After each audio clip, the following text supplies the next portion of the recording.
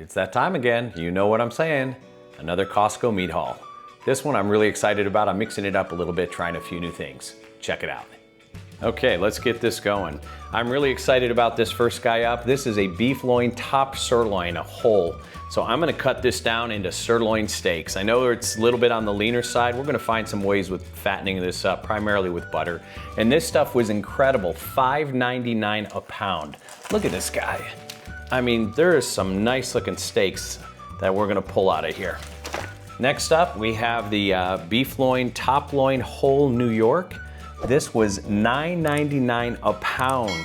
$9.99 a pound. At the regular Costco, I just picked some up in a pinch because we ran out, and those were $13.99. So $9.99 a pound. Fantastic. My wife prefers these over the grass-fed, grass-finished product from New Zealand that Costco Business Center sells. This is grass-fed, grass-finished ribeye at $12.79 a pound. I challenge you, try to find this anywhere. It's not gonna happen. Now, the grass-fed, grass-finished can be a little bit gamier than the traditionally raised beef. If this is what you wanna get, this is 10 times healthier than any of the processed food crap you're gonna eat. Eat this and smile, know you're doing the right thing. I do prefer these, very tasty to me. I've grown used to it. Moving on, we've got the pork loin St. Louis ribs. Pork is so cheap, guys. I mean, $3.59 a pound. You can't go wrong with these. Throw them on the barbecue, salt and pepper, maybe a little garlic powder, delicious. This is something new. I have not had ground lamb before, so I'm gonna make some lamb patties out of this, maybe make a few lamb bowls like I would a beef bowl.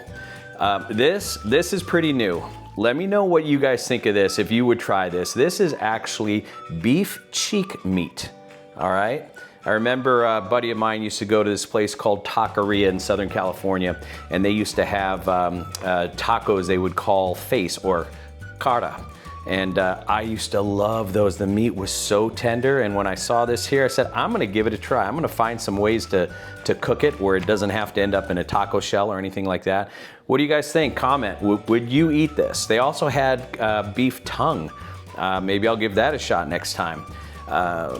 Moving on, canned wild-caught salmon, love it. You make this up just like tuna fish. And a little non-carnivore thing, my wife really likes fresh garlic that is either baked or deep fried.